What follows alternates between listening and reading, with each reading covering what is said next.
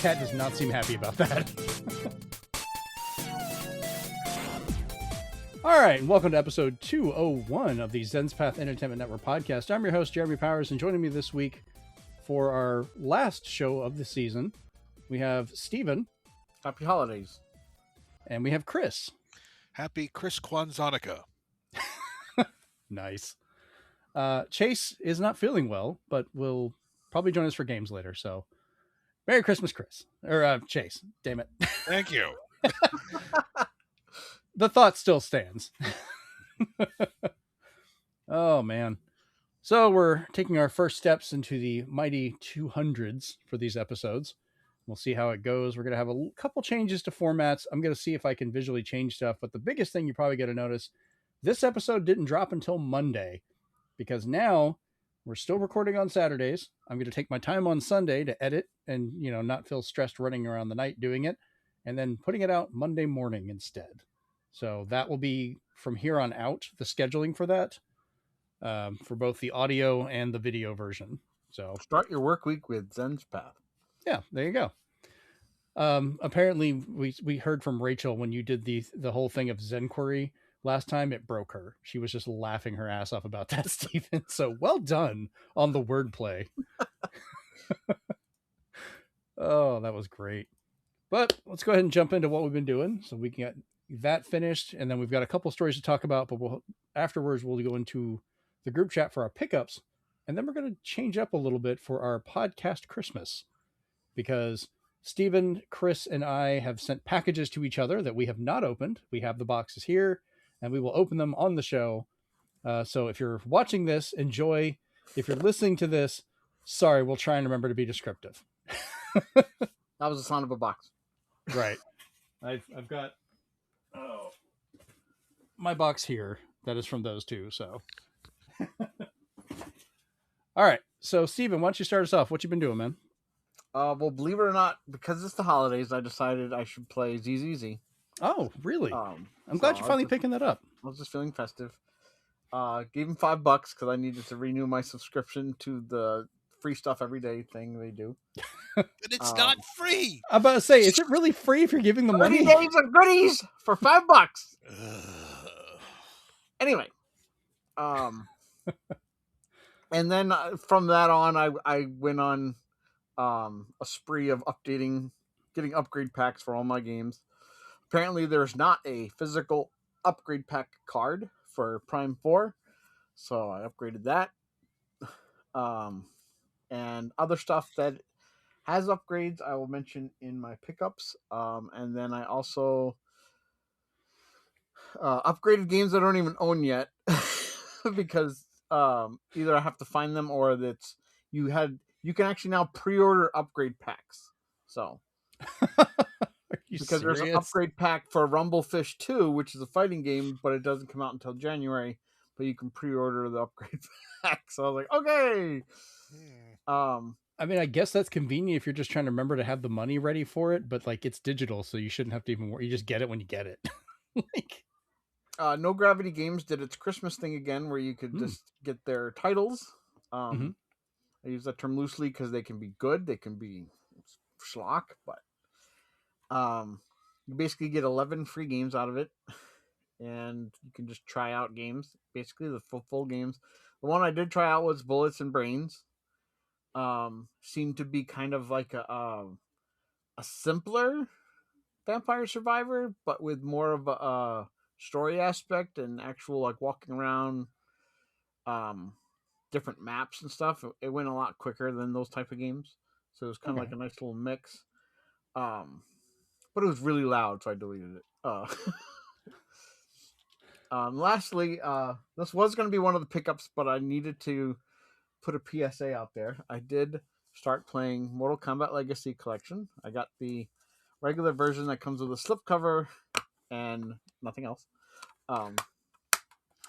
Fun fact, even though it says here on the back of the box that it has Mortal Kombat 4 on there, it will not be on there until you update your game. I checked it myself by running it, and sure enough, it was not in the list until I downloaded the update. So, yes, this is not a key card. This is complete on cart minus Mortal Kombat 4. Yeah, it's also kind of a hint that I picked this up as well and didn't know that until you told me, and I I was didn't not know, happy about it. and this came to me only about 2 days ago. Mhm. Like before, no, sorry, last week before it arrived, and I was like, really?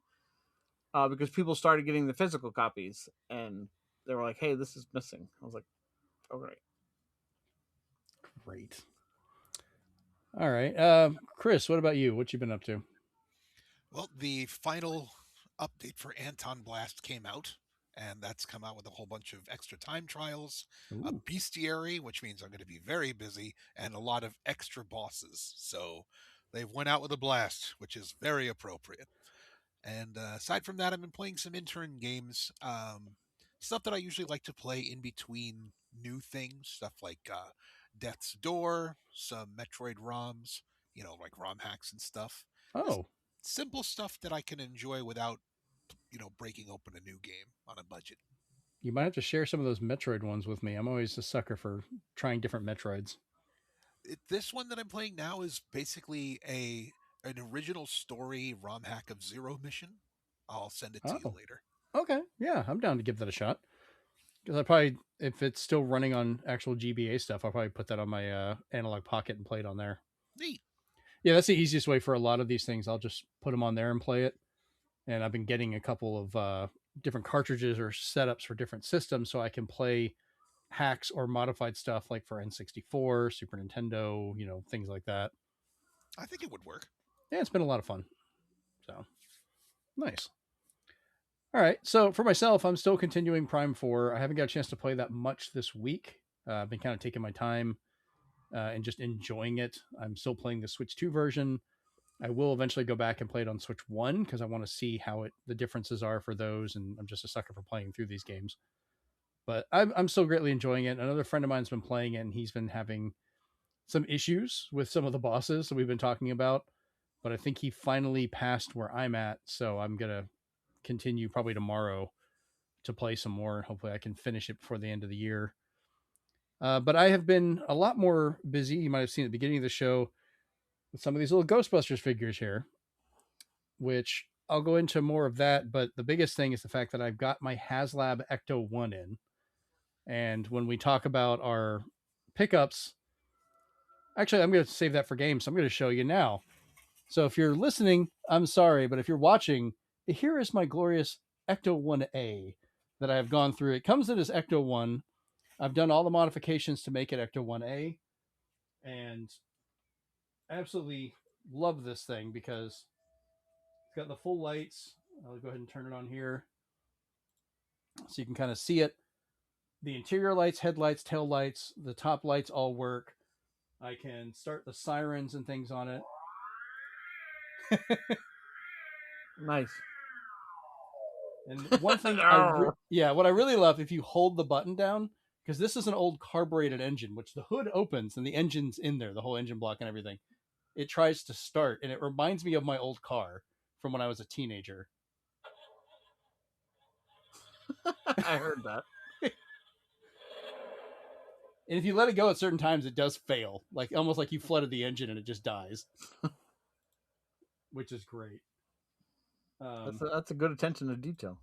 Oh yeah, I have loved this thing. All the doors open.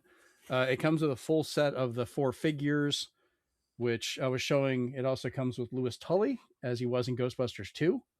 This is him with the earmuffs, wearing Egon's outfit with his full proton pack. He can hold it.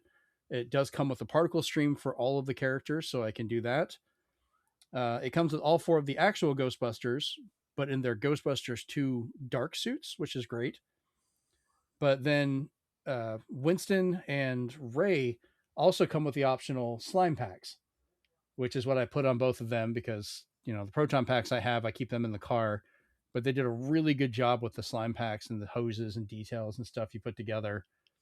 Like, I'm super happy with how this whole set is.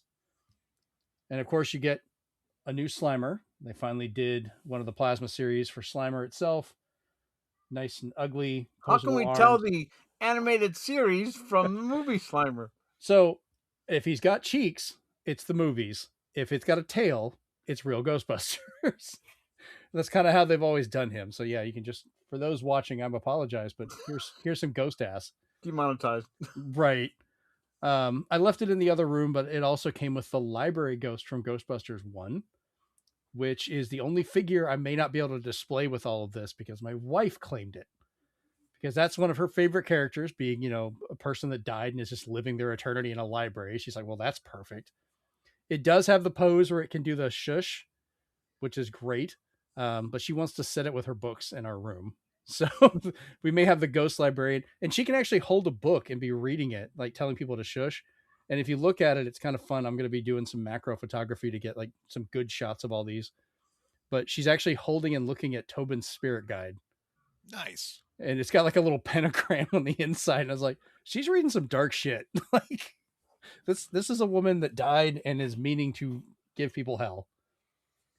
So like I said, I'm looking forward to doing the photos and things with it, but I have been super happy with this. I ordered it from HasLab a little over a year ago and was glad to see it finally showed up before the holidays. So this is going to be I'm on vacation until next year at this point, but I'm just having a nerdy ass vacation. So I've got my Ecto one that I've spent the last day and a half putting together, and I'm going to display. I have my Enterprise D Lego set that I'm going to be doing this, sometime this week or next week, and other stuff I'm going to be putting together. I've got my DeLorean I'm doing this season. Yeah, it's just going to be great. On top of that, yeah, I can't wait. TV wise, Amanda and I have been watching. We just started this second season of Fallout, which is still one of my favorite like adaptations of gaming. Like they've done such a good job with this. They've only released the first episode, and we got a teaser trailer that showed two of the bigger things I kind of want to see. Like we're going to get a rad scorpion, which I was happy to see because I remember the first time I played New Vegas and I was running around, and I'd already played through Fallout 3. I'm sure have you guys played Fallout 3 back on the 360 and stuff back then? Way back. I got good at it. I played every expansion. Like I loved that game. I could play it so well. And I remember being cocky going into New Vegas, and I see a rad scorpion. I'm like, yeah, I'm just going to shoot that thing in the face and take it out. And it did, like the whole VATS in slow motion. You see the bullet go, and that rad scorpion, just see it bink, bounce off its head. And that thing ran at me like a small bus and beat me to death. And I was like, welcome to New Vegas. So I was very happy to see that returning in the series, and I hope it just beats someone to death as well, because it would be fitting for me. We've also been watching the first 3 episodes of the second season of Percy Jackson and the Olympians, which I know some people had issues with it because they made a few changes from the books, and I'm kind of curious you guys take on this. I know you may not watch the series, but if a series makes changes when it converts to like TV or something, but the actual writer of the books is the one making the changes, like saying, hey, we can shorten this or take that out, that doesn't bother me as much. Like, does it ever bug you guys for stuff like that? Like, it has to be converted somehow. No, I think if it's got their blessing, it's okay, because I think that's why even the One Piece Netflix series has been doing so well. It's because the creator handpicked the actors himself. He's like, these are who I want to play the characters, and he was just like, yeah, let's do this or let's make this change. Everything was okayed by him. So it's stuff like that's better. It's not like somebody from Marvel killing off a character for shock value, but right. Because I know, like with these, the changes were done by I think Rick Riordan's the author of this series. I hope I'm not mixing up authors here. Please don't hurt me, honey, if I did. Because my wife is very serious. Yeah, my wife is very serious about her books. But even, he was like, yeah, I made the changes because, okay, this ended up not being really necessary. We could remove it, or we're going to take these shortcuts just so when it's being shown on the TV show, it makes more sense when we just get into things. Like they could waste so much time doing other stuff that they just did in the first episode. And they're like, all right, cool, we can move on. So I'm always glad about that. I know Stephen King was another one that when changes were made that he didn't agree with, he was very vocal about it, which is also what happened, I believe, with like The Shining, things like that. But then other changes that were made for The Mist or Like even The Dark Tower, which I know that movie wasn't super popular. I really liked it, but he gave it his blessing because it made sense for how they did it. And I was like, Yeah. okay, he signed off with it. Stan Lee's done that back in the day with his stuff, where he's like, yeah, you're making these choices. I'm cool with it. Can't really argue with the guy that created these things, guy or girl, it's theirs. So, all right, well, let's jump over to the first part of the group chat. Jinkies. So, Stephen, I'll let you start off with some of your finds, because I've actually got a couple this week to talk about as well. Okay.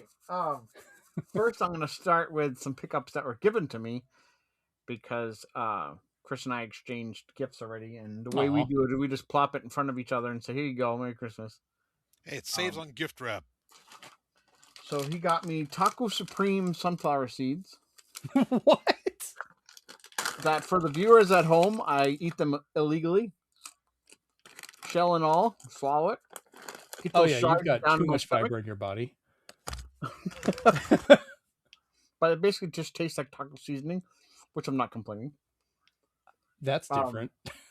Then he found this by happenstance, but he's got this game for me called Hige or Hige. And it is basically the big question, the game. So it's got over 300 thought-provoking questions that you just ask that aren't, always related to pop culture or anything. It could be just random. Okay. Like, what's the best $100 you've ever spent in your entire life? That kind of question. Oh shit. But it made for something that you put some thought into. As for other pickups, from my other friend, she got me the press reset from Jason Schreier, Blood, Sweat, and Pixels. Ooh. It just says what's going on in the video game industry with the ruin and recovery. Let me know how that is. I'm curious. I heard a lot of good things, so I'm gonna read through that. Also with books, Christian will like this one.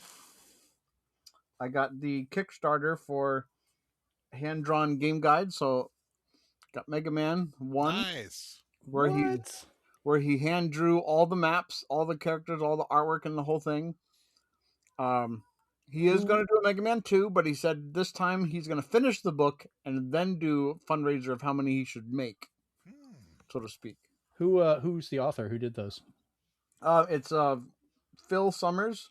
You can follow him on Blue Sky and see all the stuff he's talking about with this, because he loves doing this hand-drawn thing. When he did one last time, he didn't have the company's blessing, so he had to pull his Kickstarter. But then when it came back from the ashes, it came back with full Capcom support.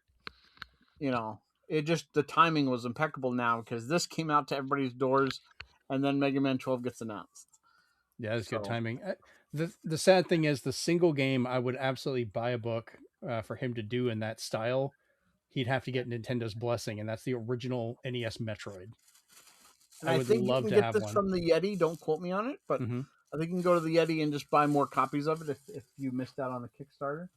I wasn't even aware of it till right now, so obviously, yes, I did.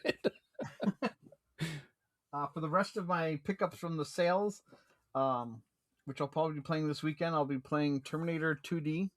I'm still looking for that. I know some people you can go directly to Reef Entertainment and order it too. I may have to. Because the collector's edition is super hard to find, but the rest are better.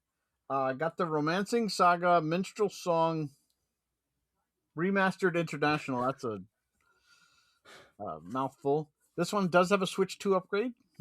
I think this one was like $2 upgrade. That's not too bad.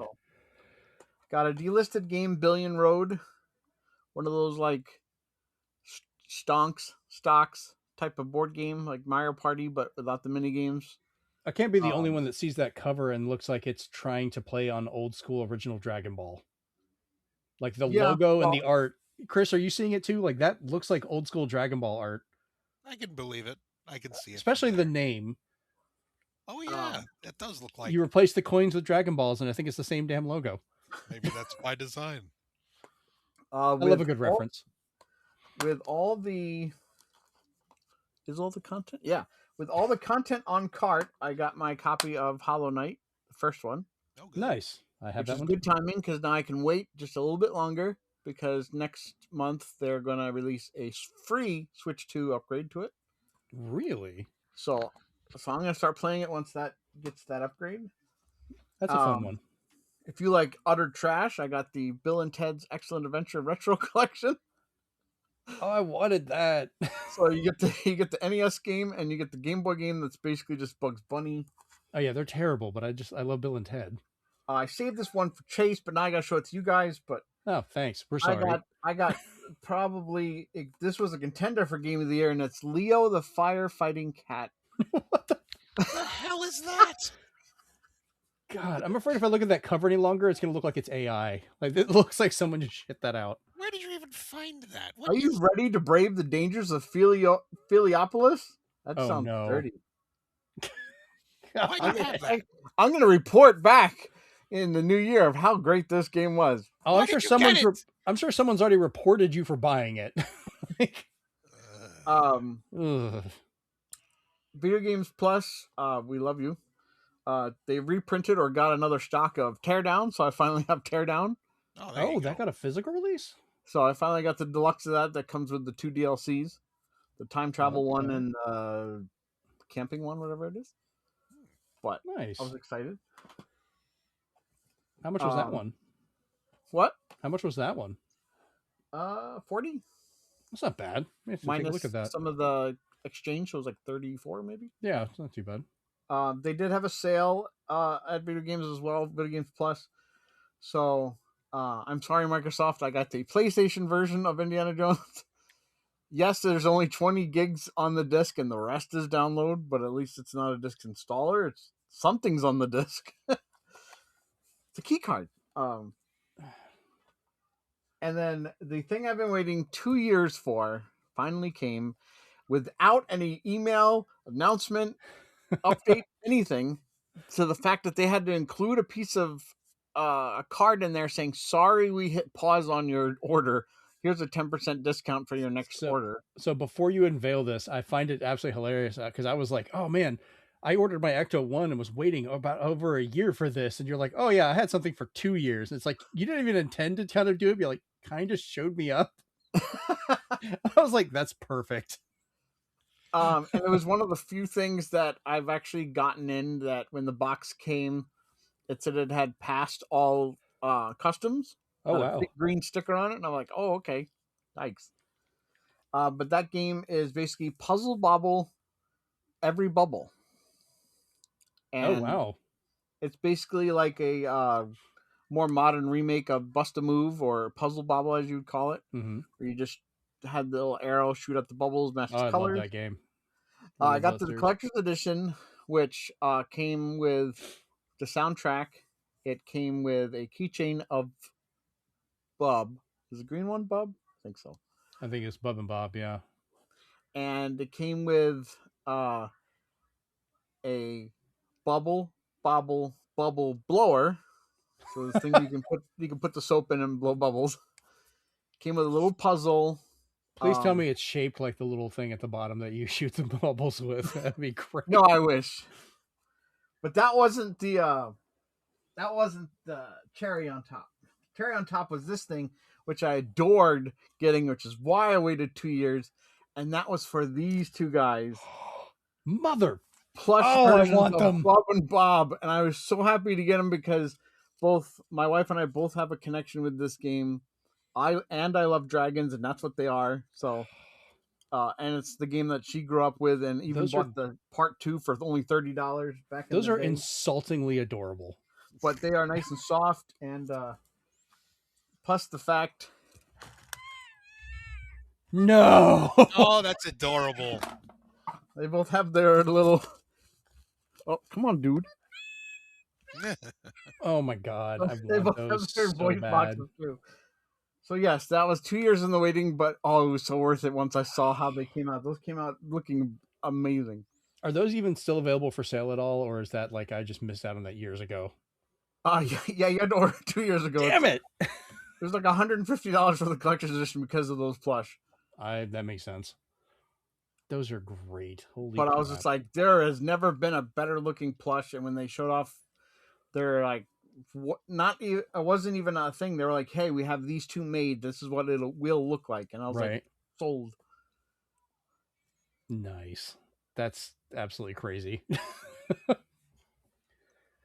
Oh man. So for my stuff, I already showed you the Ghostbusters things. I couldn't hold off on that. I had to at least talk about it because I'm still just look at that thing. That's amazing. I got to build a shelf for that to go on. And I didn't mention earlier, I love the fact that they built into this. It doesn't, you can put batteries in it, like double A's, but it also has a USB-C port that you can plug into. And it even has a place to connect the cable coming out the back. So you can hook up like a battery pack or give it like a normal wall power supply. So you can run it whenever you want, turn it on and off without ever having to worry about batteries being sitting there. So right now I have it running on a little battery pack that I have that I wasn't sure what to do with it, but now it's perfect for this. But it's flat enough that it fits under the car wherever it's sitting at. So I don't even have to take it off. I can just turn it on and off from that and charge it when I need it. Nice. So that was another little extra bonus. But I also got Mortal Kombat for the Switch 2, what I thought was complete on cart until Steven ruined my dreams. Whatever. I'm still going to have fun playing with it. Whatever. But I got the deluxe edition, which is a little bit larger box with some extras on mine. Because for one of the things, we have this lovely lenticular of the Tester Might from Mortal Kombat 1, which was kind of fun to get. And that was hiding inside of the steel case, the steel book that comes with it. Which this also has a Mortal Kombat Legacy magnet that conveniently sticks to the inside because it's metal. So that works out nicely. And then it's got a set of cards that are made. There's four cards in here, or three or four cards. And it's for each of the arcade machines. It actually gives like basic specs and kind of talks about them. That's cool. Kind of add a little bonus to it. But the other reason I wanted to get this one is the prepare yourself that it comes into, which I wish would have opened better. I had to kind of rip it, which sucked. But it comes with mini marquees of the original arcade games. So Mortal Kombat 1, 2, 3. They included Ultimate 3, which was a nice touch. They didn't technically have to. And then Mortal Kombat 4, which they're kind of a plastic, so they have a little bit of rigidity to them. I'll have to find a way to display them. But then they also reprinted miniature forms of the original sales flyers that they would put out for each of the arcade games, like for advertising or getting people to buy the machines. And they did that for, all four of the titles. And I love, see the actors from Mortal Kombat 2, little things like that. I got to figure out how I want to display these, but it was kind of a nice little extra. I like the history behind it because that's what I expect from these games. Like, yeah, the fighting games are fun, but I want that history, the documentaries, things you can watch about it. Same thing with like the Atari 50. Yeah, the games are kind of fun to play, but I got it strictly for the history and diving into it and watching all that stuff. Neat. Yeah, so I'm hoping it lives up to that, even though I have to download apparently Mortal Kombat 4. Damn it. Another game that I had pre-ordered, I had forgotten I pre-ordered it. And apparently I'm the only person at my local GameStop that was even aware of it and got it. So when it came in and they saw it was pre-ordered by somebody, they didn't look up who it was because they wanted to take a bet on who did it, because most of them assumed it was me. So when I went up to pick up my Mortal Kombat, they were like, "Hey, did you want your Yuka game?" And I was like, "Oh yeah, I forgot about that. I did pre-order that, didn't I?" And all of a sudden, one of the guys on the other side of the counter, "I told you it was him." So I have Yuka Replay, which I'm going to be trying to mess around with a little bit this week because this is another one they announced. It's all on cart, and I wanted to kind of give it a shot.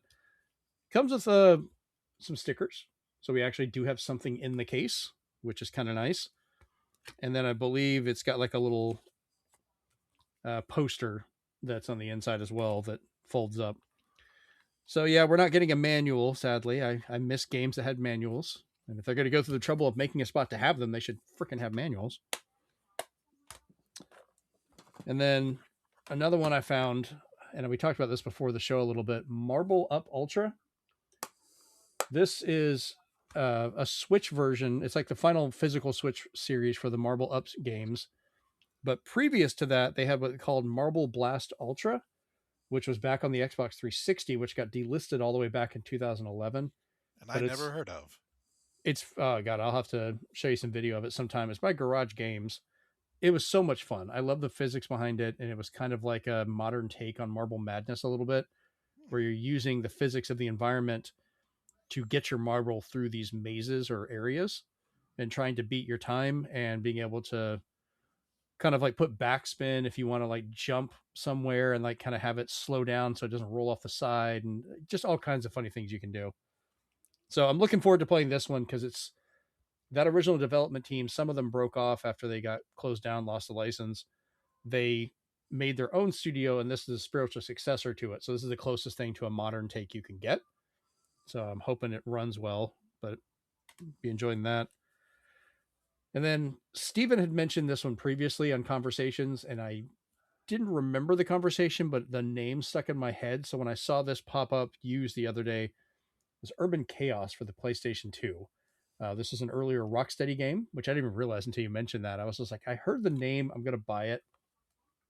So it sounds like I'm going to be looking forward to kind of a fun game that's very much, what was the game you said it was like? It's basically taking what Rebellion's good at and injecting Condemned in there, but Condemned, thank you. But without the black and white. It's more backdraft and stuff like that, where it's very dramatic, where you're going through the different areas. It looks like it was fun, so I'm looking forward to give it a shot. You will see Rocksteady already like showing their best. So yeah, apparently it's got a whole online mode. I'm sure that does not work anymore. I mean, I have a PS2 that still has the adapter, so who knows?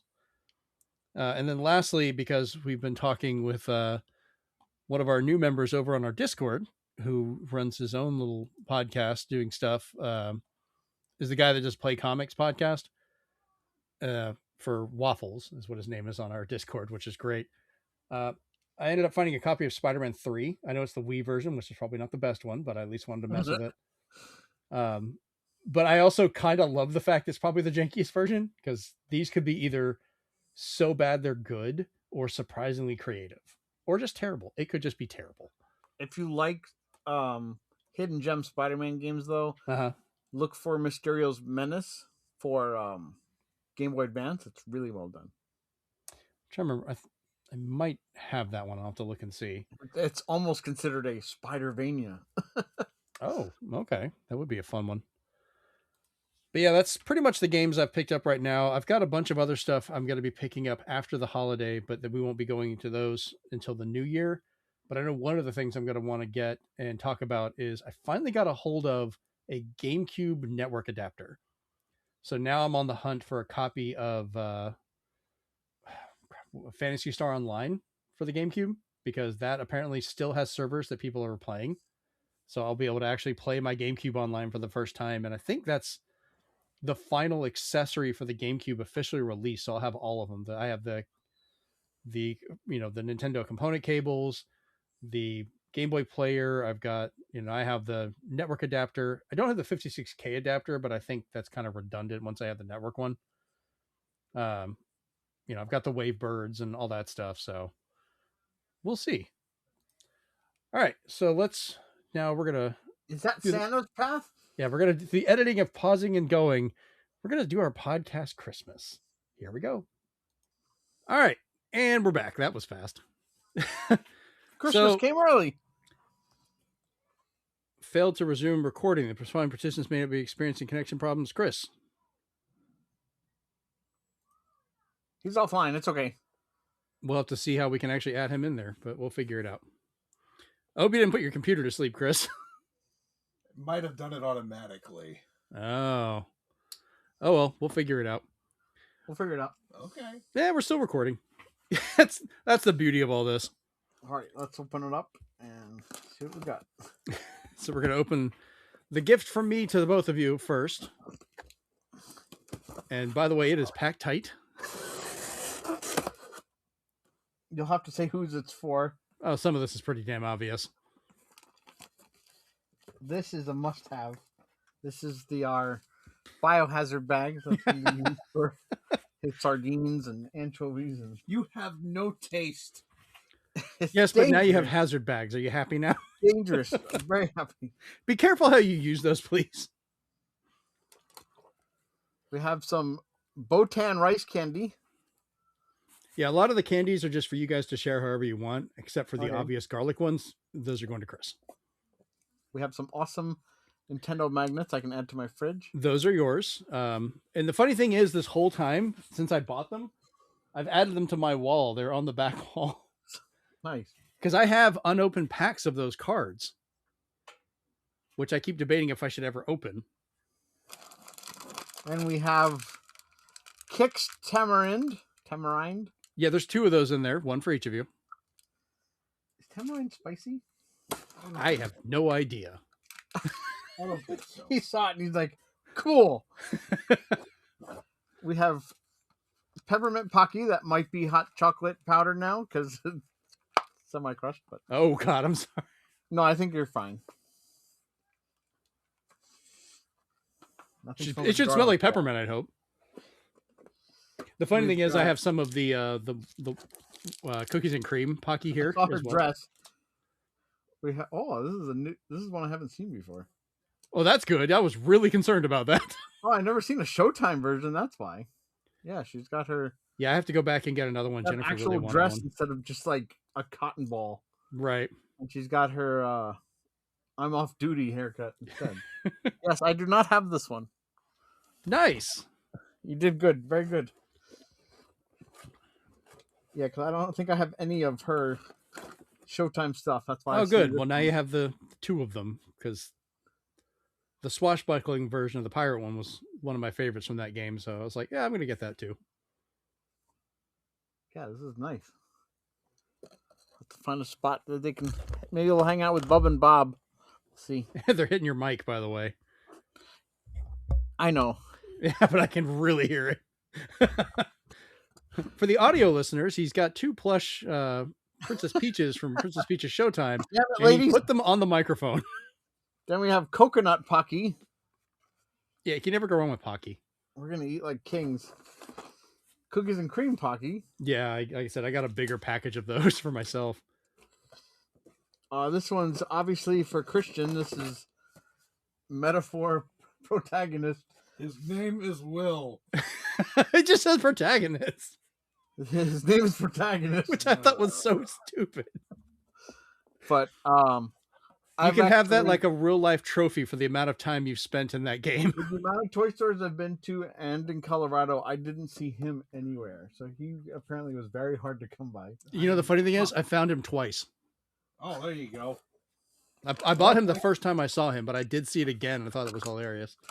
Then I we bought have, it months ago. oh, this is definitely Christian. We have Boy Bawang Cornick hot garlic flavored. Gimme. I was finding Now something garlicky, tastier damn and it. crunchier with real garlic chips. Don't open these in here. Open them upstairs. Because they'll pop all over the place. It's your death. I don't know Japanese. Those were just so silly looking. I was like, no, I'm just gonna send them. It's Okay. so You ridiculous. got pops or straws or I don't know. wait, It's edible. Yeah, it's got calories. Okay, yeah, it's it's edible. edible. It's Yeah. edible. You guys split that how you want. We got sushi. That was just so ridiculous. Sushi It's like candy. sushi candy.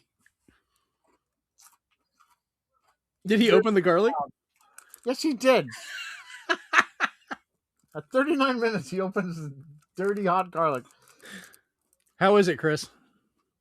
Tasty. Is Well, it good. Boy Bawang Cornick? Well, it's like a spicy garlic or something. Yeah, it's basically corn nuts. Oh, okay. Gross. We got Eden's pastillas, toasted pastillas. Yeah, I didn't know what those were, and I was like, I'm gonna at least throw them in the bag. All right.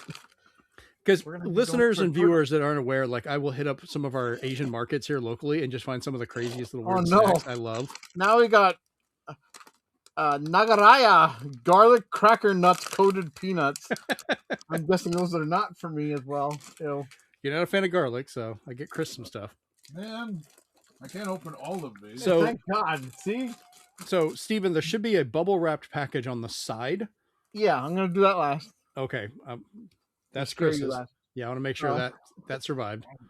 Right now, he's going through his boy Boang Cornick. So I bet say oh, just you eat one blew your snack at load a on the time. First bag. You should have waited. We got Haichu. Can never have enough Haichu, Those are so good, and you guys always Yeah. seem to like them, so I wanted to send you a mixed bag. especially the grape ones. The grape ones are the best. Yeah, We got mochi, maple pancake flavored. that just look delicious. Yeah, we're gonna be snacking all weekend. We got Kopiko, real coffee anytime, anywhere, cappuccino candy. Yeah, Amanda was like, "It's coffee, send it." Yeah, I think my wife will like these Oh, there you go. I hope she does. No. because I'm not the coffee drinker. She is. Yeah, I didn't send stuff for your wife because I didn't know what she would like. but Then I'm we glad got she would enjoy ginger it. candy. That should be interesting. Yeah, I'm not a huge fan of ginger, but I figured I'd try it. Made with sugar and tapioca starch. Okay, that might be good. Then we got this thing that he's worried about. Let's see.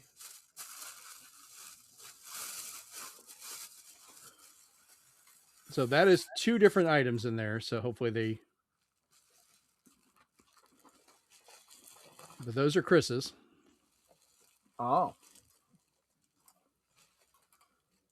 Is D. Darkstalkers from San Diego Comic Con. Oh wow! Oh, wait. This probably fell off. I think it's his ponytail. Yeah, one of them, the ponytail was already kind of off. I knew about that. So there's not Okay, I other feel damage. for That's that. good. Very cool. And then we have his palette swap, which is Dimitri. Very cool. I found They those and I arrived thought you would safely. like them. Oh, good. I'm just glad The they only thing that survived. broke was the ponytail thing. Which that was already kind of messed up when I found them. So I'm glad that's the only thing because at least it didn't get worse. Awesome. Thank you very much. Yeah, thank Yeah. you very much. You did the impossible. You found a peach thing I did not have. Two Yeah, of them. I found 2 peach things you didn't have, and I managed to find Darkstalker stuff for Chris. There you go. From a Comic-Con, no less. Right. So I'm glad you guys like them. But now, let's open mine.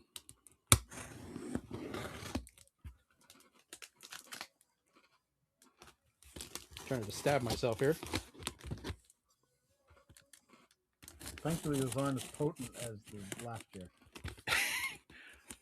Yeah, I tried to find those garlic chips because it's kind of become an ongoing joke to send those, and this is the first year they just didn't It's have probably them. a biohazard, so they discontinued them. Like I went like the through mus- 2 different stores trying to like find the those. mustard Doritos. They're like, nobody eats this. All right, so we've got even more bubble wrap here.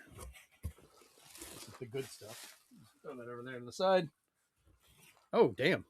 There's a lot of stuff in here. Get that around the microphone so I don't break it. So we have a Mini Tubs Catherine Janeway duck. Oh, God. Does she try and self-destruct the tub? That would be good. Oh, she has a cup of coffee. Yes, the duck has a cup of coffee, as Janeway should. That is fantastic. Oh, I love that. Oh, Ninja Turtles. Arcade cruisers. It turns into a vehicle. Yeah. And makes absolutely no turtle sounds. Yeah, you're right. None of those will sound But effects. it looks really cool in the box. It does. That's cool, though. Yeah, you think they would have had like some sound effect from the game, something like a clip of the music. Yeah, or... and like basically it's random which turtle you get, like the color. Because I think I got Michelangelo, and yeah. Other than that, you could collect all 4, but they all are the same thing except the face is different. I'm guessing I have Leonardo just because of the blue hints. Yep. That's awesome. I've never even seen that before. But it's just nice the way it looks just by itself. It's just like when you press it, you're like, oh, okay. Yeah, I might take that out of the box just to look at it, but that's kind of cool. Oh, good lord, there's games in here. Metaverse Keeper? Yeah, it's when you said like you always try a random game as your third. Sometimes I was like, all right. which my last time was not great, but hey, who knows? This will maybe be better. Yeah, we'll see how that one goes. That one has a whole series of keepers, so that might be good. I just kind of wonder which came first, this metaverse or the Facebook attempt at a metaverse for title, and was there Well, a that one legal did battle? not lose $70 billion in value. So, Ouch. It's oh, Jennifer's gonna be super happy with this Star Trek Prodigy for the Switch. yeah, you were like, "I'll buy that from you." I was like, "No, you won't." I was going to. Awesome. Well, Jen wanted to play it, and I messed around with the other one, so I was like, perfect. Now she can mess around with it too. Oh, I see Ghostbusters. Oh, I see Ghost. Yeah, it's Janine. Janine Melnitz is a duck. He's got one. Oh, God. And that is strictly Ghostbusters 1 for the look on her face, too, which is great. Because they've really changed her design for Ghostbusters 2. Yeah. That's funny. I've quit better jobs than this. Ghostbusters, what do you want? I'm seeing the whole lineup on the back of them. Oh, God, the Slimer one looks terrifying. And then there's a second Janine Melnitz. So I have two. Are they different somehow? I don't know. Or is it the Did I same? not look at them when I got them? Yeah, they're the exact same duck. Oh, well, at least one came out of its package now and be used as a toy. I mean, it's technically Ghostbusters 2, I guess. There's two of them. You can take one in the tub. I don't know. Oh, man. I might stick one of them on my pack. That'd be kind of funny to have it like where I could just have it attached to the top of the pack. That'd be great. Quackbusters, what do you want? I love it. Star Trek Next Generation, Deanna Troi duck. There's a lot of ducks I'm noticing. How many ducks did you get him? 5, it looks like. Oh my god. They're all in a row. Yeah. I mean, I guess technically 4 and 0.2. I don't know. But yeah, Deanna Troi is not the one I expected to get as a duck. That's kind of funny. That is, yeah, okay. I have a couple Deanna Troi figures, and that is definitely the most unique one. I give them credit that they actually put her in the like 6th and 7th season command uniform. She's actually in her traditional uniform and not the other outfits. 6 and 7. That was unintentional because it was actually season 6 and 7. I would like to point that out. Which seasons was Deanna Troi in? 6, 7. In that uniform? Yeah. And then lastly, oh, this one's great. I love the coif of hair. It is a duck Egon Spengler for a tiny duck, which is great. That will go with my Catherine Janeway of and the giant Janine. Yeah, a couple Janines. Oh, what is this? Issue 1, some kind of special edition of Void Rivals. Yep. Sound chip edition. What? Does it do You something? can tell the story now. Okay. I've never seen this. Well, that's good. I'm glad. What? So about that one, it's unfortunately the sound chip might not work because when I bought it and took it, we drove back from the comic store and it would not stop making the transforming noise. No matter how I held it, no matter where I put it in the car, no matter how steady I was. We were just talking, 4 of us in the car, and randomly you just hear like, all right, maybe it'll stop. Maybe it's so if you have a battery, be forewarned. It might not stop. I don't know if I want to open it. It's still sealed. Or that. Because see, so there's a. Are you familiar with the history of the series? No, I saw that and it looked cool and it had a sound chip and I grabbed it for you. I'm actually surprised that this was released because this was hidden at first.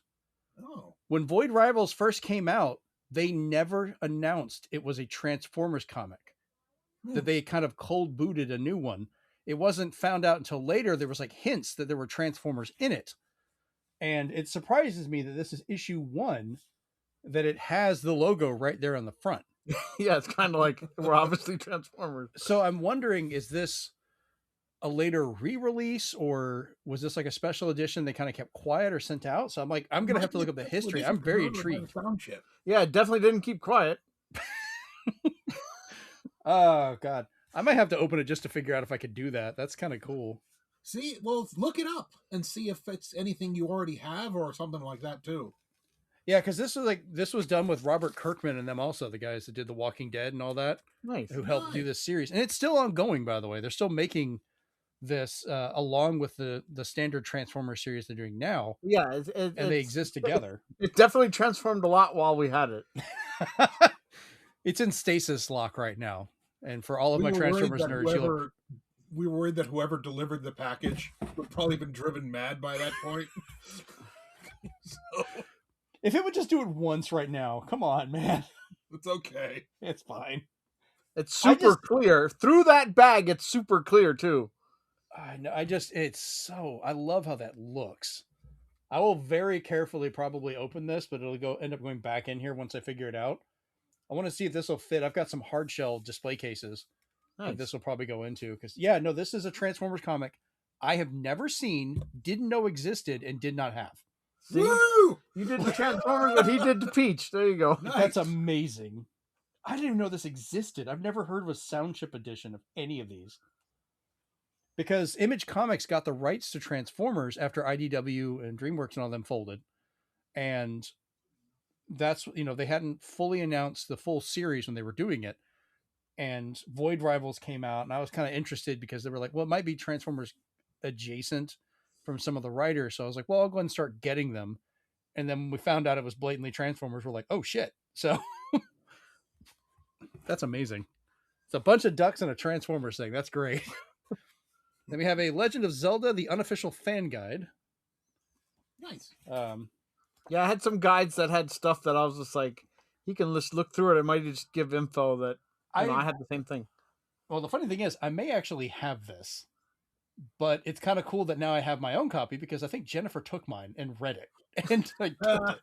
So yeah, because I already have mine, so I was like, yeah, it's everything Zelda. Because I know Jennifer was interested in this because I think this also was it talks about the live action movie. Yeah, Jennifer took this, so you just replaced my copy. Nice, that's perfect. And lastly, we have Time Magazine Minecraft. Oh, I love this. I wonder if it has a whole section about the ray tracing because that's become an ongoing joke with me. That's awesome. Thanks, guys. Of course. Good job. I'm still shocked by that comic. I had no idea. That He was so worried that you already had it, and I was so worried it wouldn't shut up. It takes a lot to find something Transformers related I have never even seen.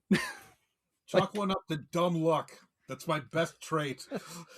Hey, I happened to get dumb luck for finding those Darkstalker statues. I was looking through a place and I saw them, and I kind of looked back and went, wait a minute. It's like, I know what those are. Give me both of those. Because I found those at that toy store I visit in Pensacola and I hadn't been there in a while. So I got them there because I wanted to go get something that you guys would like, but it's not like a modern, new, easy to find thing. Of course, obviously, Steven, yours kind of were. I had to get that from the video game store that was up there. But yeah, that's not that old of a game. I've still never seen them, and I've been in a few GameStops. And they had a few other ones too, but they weren't in a GameStop. This was at a place called Video Game Trading Post. They had a whole wall of plushes and stuff. Because when I got those, I didn't show them, but I got the rest of my plush Pikmin. I have all of them except for the white one, which I don't even know if they made one, because the little white Pikmin with the red eyes. But they had a bunch of Peaches. They had a whole bunch of Pokemon. This one's the best one so far because I've never had a Peach one, or they've never really made one where her dress is normal. Like, it's always just been, this is just her stand and stuff. It's never been like an actual dress. So yeah, Jen's going to be happy to know you like that because she wanted to make sure you liked it, because she was telling me who the character she was holding was and talking about it, because that's Jennifer's one of her favorite games. And she wasn't even upset. I thought she was going to be like wanting that for herself, and I was like, no, I'm buying this for Steven. I've never seen an actual dress version like that, because usually the ones I have, it's all like, nope, that's a triangle. I'm like, well, damn, we all managed to shock each other. Like, that's great.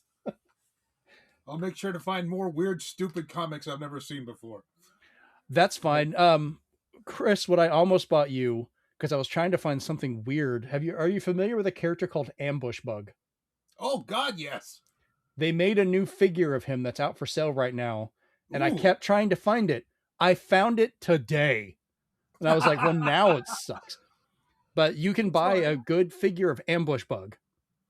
Like good size, like DC Direct line. His birthday is February 13th. Oh God. Well, it was at GameStop. If I find it again, I'll let you know and I'll grab a picture of it. But okay. I was looking for something like that. Decent price. Pick it up and I'll pay you back. I think it's like $20. Yeah. Because it's a brand new boxed figure. Okay. So yeah. we can do that. I'll pick them up tomorrow. We stop by the store. But yeah, that was hilarious. All right, so we're gonna jump back now to the rest of our show to talk about garlic and blow.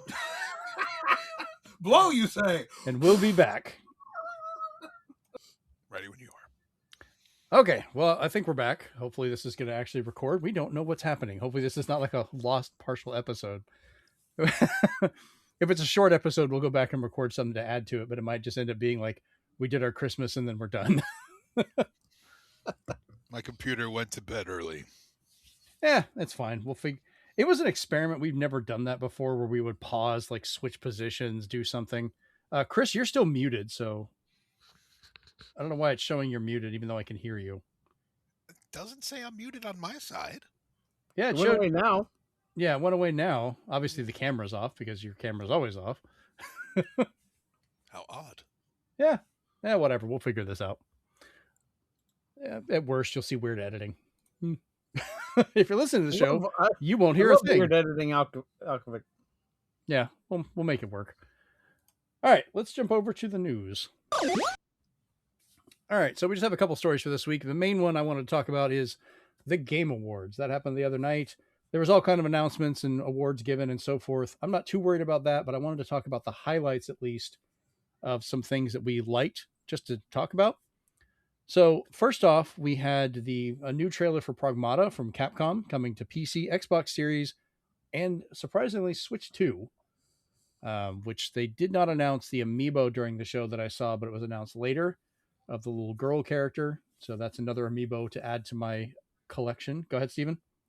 And there was a demo that's available now if you want to play it on Steam, just to try it out. And people who have played through the demo are now really looking forward to the Switch 2 version because they're saying that might be the definitive version because it might, if it has mouse support, it'll work perfectly with the type of gameplay style that game has.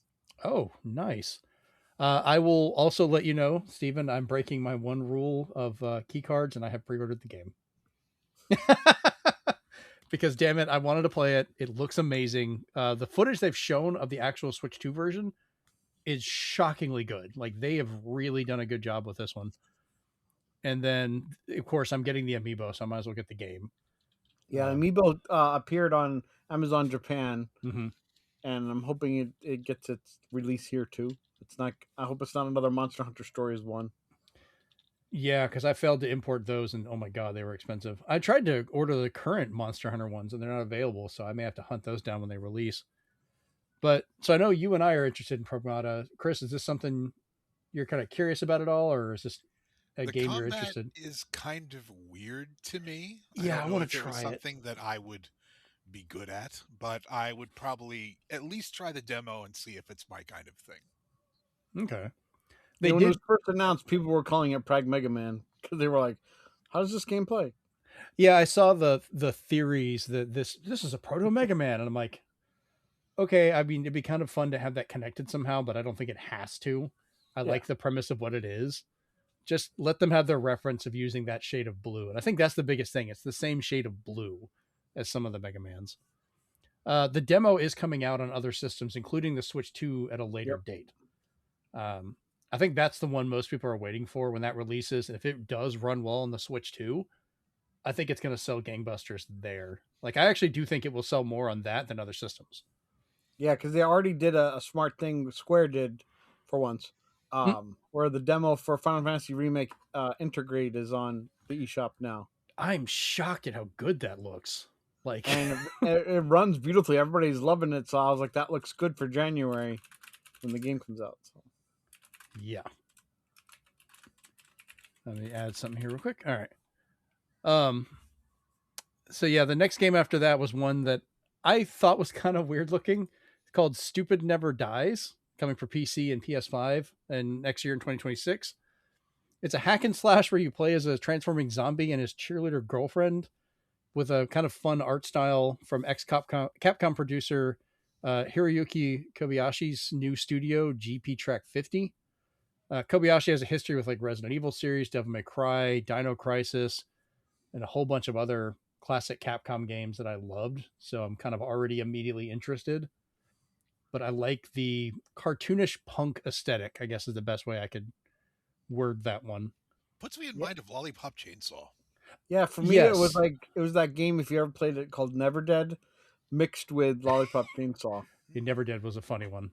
Because that was the one with she has her boyfriend's head on a belt. Lollipop Chainsaw had the keychain Nick on it. Oh, okay, that's what it was. Yeah.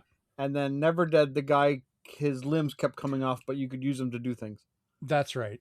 Okay, I do remember that one. I think I don't remember if I have that one or not. I love weird games like that, so that's kind of up my alley.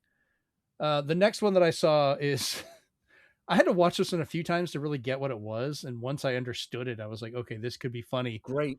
Bradley the Badger coming to Steam, and this one's PC only at the moment, and it kind of feels like it may stay that way because it's a very involved game. No release date, but it looks like looks ridiculous in a fun way where you can change and control the world you're playing using developer tools to modify yourself, the items, and the environment in different ways. But you're playing as this almost Conquer style or Banjo style badger in this video game series, and it keeps having parody levels of different games, like The Last of Badgers. Yeah, and that's what made me think of Conquer, because Conquer had a bunch of stuff that was puns and jokes of different games and movies, and this feels the same, including a real life part where I guess the badger came out and was an actual person and freaked out the developer. So I don't know how they're going to do that. Yeah, apparently, like the hint that they were making this game was their logo for the company is a badger's face. Oh, but people never knew that it was eventually going to become a game. So now that he's got a name, it's Bradley. I kind of like the meta styling of it, and I'm curious to see how far they take letting you mess with these developer tools, like to do stuff. So who knows? Maybe we'll learn something. It could be actual tool use. The next thing that I think caught a lot of people's attention, and I got a laugh about, was the Street Fighter movie trailer unveiling. So we got to see the first trailer for the live action Street Fighter that's coming out next year. We got to see the cast, which is very heavy on like wrestlers and so forth. And I know some people were complaining that this movie looks like it's going to be not serious and very ridiculous. But that's what it needs to be after the ones we've gotten. 100% agree. It should be stupid. That's you can't have cast Dan Hibiki and not be a hilarious take on it instead of a serious one. You can't have serious Dan. Like, what are you doing? Well, I love the fact someone complained, well, they've got some comedian playing Dan. He's not even a fighter or a wrestler. And I'm like, yeah, that's kind of perfect. He should know what he's doing. Bag, which, because of the casting, everybody's really happy to see him get punched. It seems like the overwhelming opinion, though, is Zangief is perfect. I was about to say that. He is a beast. I don't know his name, but that guy is giant. That was the funny thing for me, because you basically, when I saw the roll call, it was basically a bunch of actors and Zangief. I think we all can agree right now Jason Momoa is having a lot of fun just doing whatever random shit he wants. He's like, all right, I paid my dues. I was Aquaman. I'm done with that. Now he's going to be Lobo next year, which I can't wait to see that. We got a clip of it in the Supergirl trailer that we got earlier this month. But yeah, he is the new DCU Lobo. And I'm like, that is perfect because he looks the part. He had an absolute blast and did so much better than I thought he would in Minecraft. Like he was one of my favorite characters. I was laughing about his stuff. Now he's going to be, in Street Fighter. Like he's just having so much fun with his career. Yeah, I saw what he looks like as Blanca, and I was like, okay, that's good. Yeah, he's the only one we haven't actually seen in motion, so I'm curious how that's going to be. But I don't think he cares. He's just going to do something stupid and have fun with it. But everybody looked correct, and dear God, their Guile is over the top. I think this is the first time I've seen Guile where his hair looks right. And it shouldn't. Physics does not work that way. Yeah, I was like, what? They got the one of the people from Ant-Man and the polka dot guy from Suicide Squad to be Bison. So I was just like, it's definitely going to be a hokey movie, but I'm looking forward to it. Which is great because he's kind of following the Raul Julia style of M. Bison, which I'm 100% for. Because I love that guy's acting. Like, he is always as long so as it's funny. got better structure than the third Thor movie, we're good. Yeah, it'll be all right. So yeah, I'm glad it's going to be something stupid and silly. I don't want this to be peak cinema or whatever. Like, this is a movie you watch for the fights. Hopefully they're going to be good and entertaining, and just over the top ridiculousness. I still can't believe they got 50 Cent in there as Balrog. Like, which you notice he did not show up for the event at all. They were just like, here's this picture, moving on. He's probably just like, I'm not showing up at your damn game awards. Who's going to be there? Nerds. Nope. You know, he probably made a good payday on this, though. I think they all probably did. Yeah. Next up, another game that caught my attention that I'm hoping this has good online co-op, because I want to play this probably with you, Steven. And that is Orbitals, which is a Switch 2 exclusive. It's coming 2026 with a very, very 1980s space anime look, but it's a space co-op game. Very much like the other I games. looked into it, and they're actually working with a Japanese animation studio. So it's not like some guy who's like, I think I can draw it in the 80s style. Like, no, they got a legit person to put it together. So, I mean, nice. I grew up in the 80s, and that was some of the first anime I ever got to see was very much of this style, and it felt like it was just ripped right out of it. Like, I had a hard time believing I was watching a game on occasion. And I don't know, like, have you guys ever had that where you're looking at an art style in your game and in a game and it just doesn't click that you're playing this? Like, it feels like you should be watching it. And I only have gotten those a few times in my life, and I'm like, this is one of them. Like, where I have that disconnect. But yeah, it is local and online. So. Okay, good.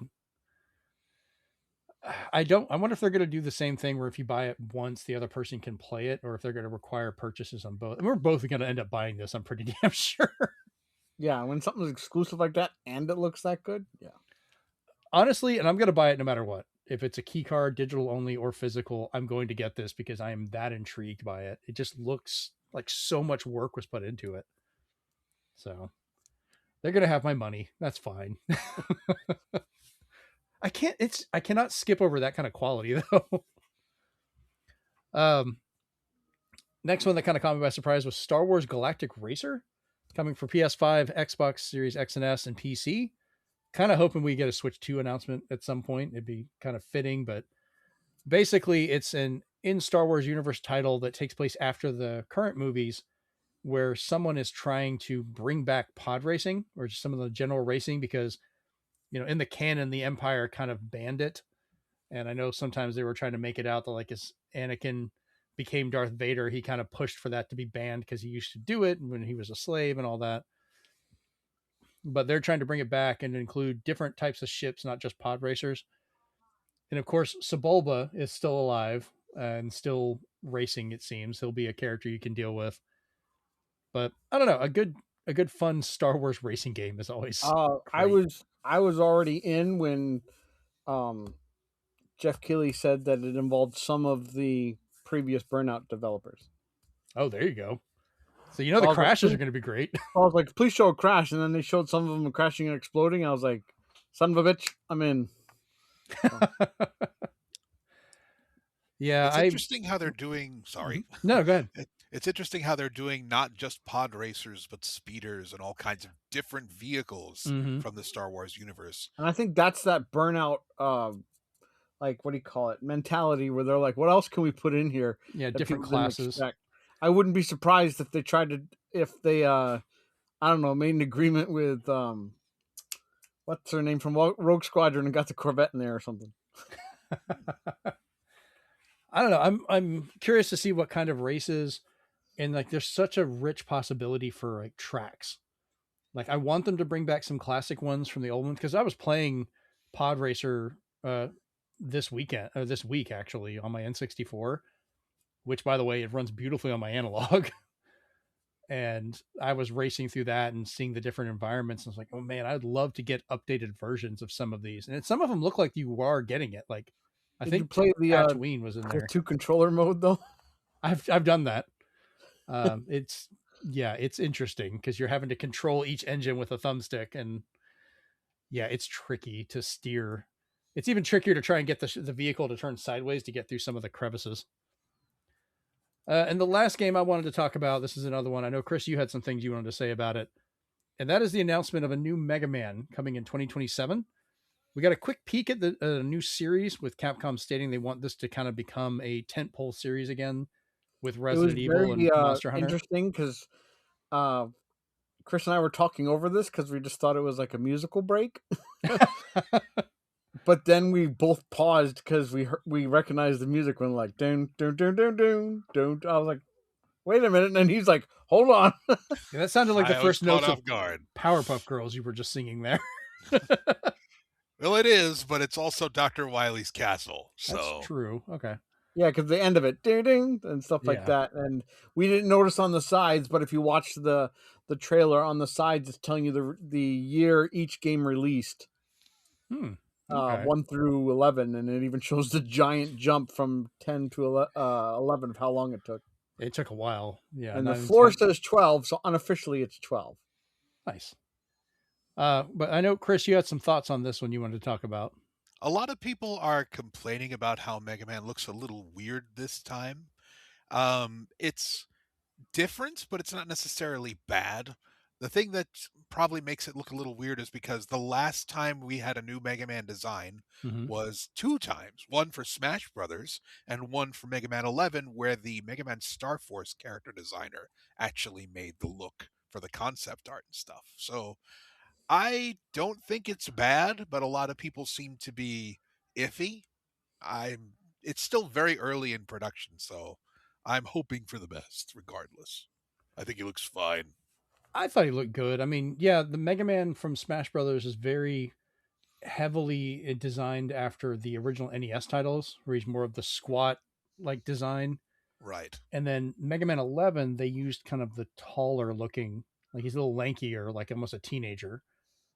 But it worked out well, and I like how this one looks. Like Mega Man's, if you've played Mega Man Walnut, or Mega Man Legends with Mega Man Walnut, yeah, Mega Man can look like all kinds of things and still be Mega Man. We'll see. I mean, it looks good regardless. It looks like a return to form. So. Oh, Jennifer was over the moon on this one. She loves Mega Man games. So hearing of a new one, she was happy. Nice. And I think they did hint at this one becoming it was also a Switch 2 title. It's coming even to the original Switch in 2027. Wow. Okay. I kind of wonder when we're going to get like a final Switch release, like when that's going to end. I'm going to guess that's the game everybody's going to get because they're like, I need to get the last game released on Switch 1. Oh yeah, that's usually what's going to happen. I don't know. I could see us getting Switch games all the way to 2029, to be honest with you. Like just they just said it. They even said on record, they were like, if you guys keep buying it, we're going to just keep making the system. Yeah, I mean, why not? They did that with the 3DS. No kidding. Yeah, they did that for a while. All right, let's jump over to our next little bit here. And this one, Steven, you had to talk about. So this one has an unfortunate story with a unique silver lining. And Three Fields Entertainment, which is almost like, I want to say most of the Burnout team, they made Dangerous Driving, which was kind of like the Burnout Party mode, but just in a small little package that people wanted the full game of. And then they made Recreation. But they just started to go into redundancy notice. And as they say, and I quote, without the enthusiasm or financial support from our publisher to continue development, we simply cannot sustain the studio in its current form. And what they've decided to do unlike other ones, is they decided we want to keep supporting this game, so they have opened up a Patreon, which is usually unheard of for developers, but this company is like, no, they put after the whole team was put on notice and that their jobs were on risk, jobs were at risk. They decided, okay, we're going to be crowdfunding recreation updates now.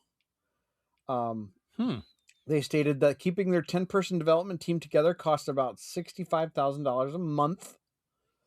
And like many independent studios, they're exploring multiple ways to fund the future, including pitching new projects, seeking new partnerships. And I'm reading from their official post that says, at the same time, we're determined to keep doing what we've been doing best, updating recreation quickly, responding directly to feedback, and evolving the game alongside the people who play it. That's why we've chosen to launch a Patreon. This wasn't a decision we took lightly, but throughout my career, some of the most important moments have come from choosing to act boldly rather than standing still, whether that was walking away from a project that wasn't working and sketching out Burnout 3 and in the car on the way home, redesigning a Burnout game late in development, or stepping away from an executive role to return to hands-on development on Burnout Paradise. If you are either, you can join it for free right now if you want their updates. But what they're doing is they're going to give you exclusive cars and exclusive skins if you are a Patreon member, because that's they're calling it the livery. That they'll give you all these different ones that they've been playing around with and such. What is interesting also about their Patreon is they have other members there that are basically kind of giving you a behind the scenes of different Burnout development. They recently showed off an ad they had that they said was very, at the time, was dangerous to put out because it was just a crushed car for the first Burnout. And they're like, yeah, you're going to get this, this is how it's going to feel to play Burnout.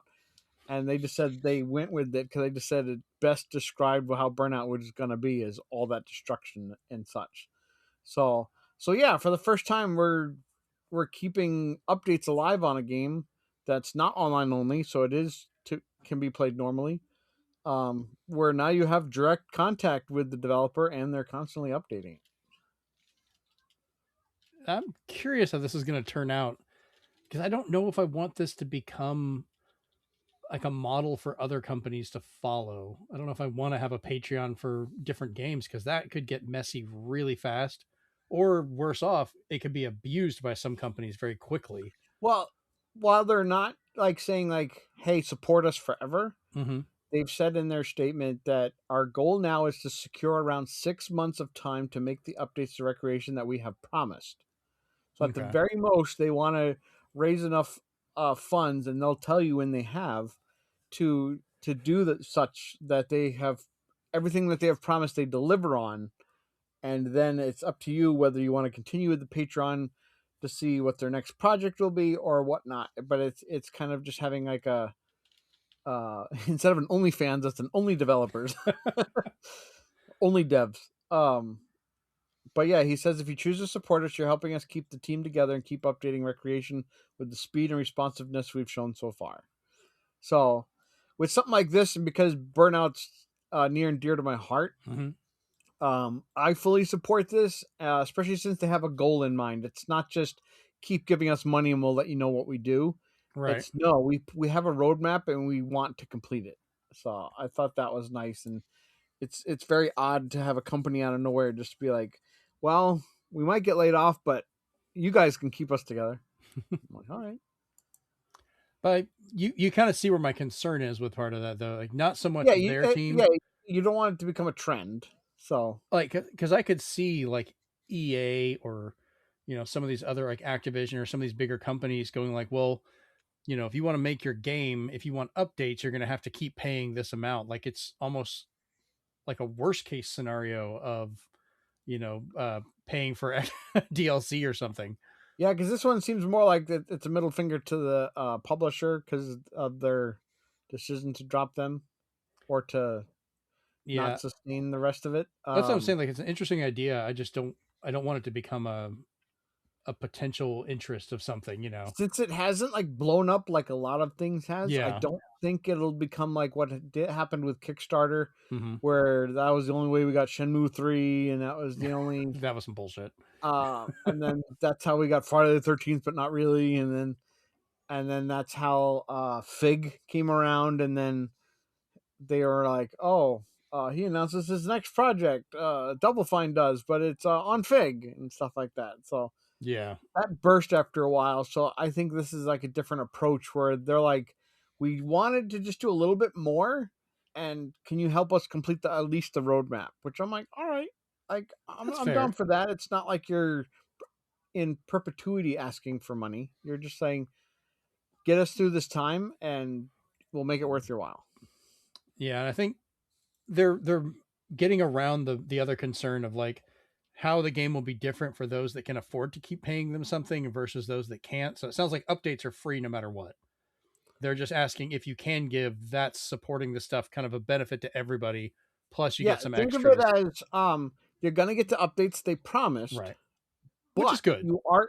But in order to be attractive, you are going to get Patreon exclusive at least skins and such that are for like, Patreon members being like, right, you helped us get to this point. So if you're giving us money, we're going to, give you this back. So that's nice. I think that's fair. I mean, it's because it's not going to be something that's affecting the gameplay. You're not like getting better stats in a car. You're just getting a different look, which is one of those where you're like, where'd you get that skin? I was a Patreon member. Oh, cool. Right. Yeah, I'm cool with that. I joined them for free right now because I loved seeing all the behind the scenes burnout stuff they're talking about. Okay. Nice. Chris, you have any thoughts on this monetary setup? We've seen things like this before. Mm-hmm. It's a little different because this is a publisher that's, reputable, and they've done a lot of good stuff, but they're trying to negate what's been done to them. So it's an interesting, they've become kind of an underdog. Yeah. So we'll see how it's done. The way you mentioned how other companies might start doing it, if Activision or Microsoft does something like this, people will see through it right away. So I'm not that worried, but yes, this might set a bad precedent. Hopefully it won't. Nice. All right, let's move on to our next little bit here. So YouTube has made the move to shut down 2 higher profile channels that were focusing on creating and sharing AI generated movie trailers. And this made me so happy because I freaking hate constantly seeing this crap when I'm looking for something, especially like, this trailer released. Like Disney was having a problem whenever Fantastic Four, the trailer first came out for First Steps. More people were finding the AI generated bullshit that people were making, like groups like these, than the actual trailer. And it was leading to a huge problem. But so the 2 channels that were shut down were Screen Culture and KH Studios, which each had over 2 million subs and over 1 billion views between them. The channels were given warnings before, along with having monetization removed temporarily. They were to start tagging their trailers as AI or parody, so people could identify what they were, but then quickly stopped putting those on the trailers when they started getting monetization back to try and continue, basically, as I'm going to put it, scamming people, because you're lying about it and trying to take stuff. Because they kept claiming they were the actual thing. So with the ongoing fight over AI created media, some larger studios have stopped fighting some of these pages and are just requiring that the money that they make from their views gets funneled to them, which Warner Brothers and a few of the other ones are doing as well. So it kind of makes that whole, it's confusing for us to find what we want to watch, but the studio doesn't care. They just want the money that's made by the clicks.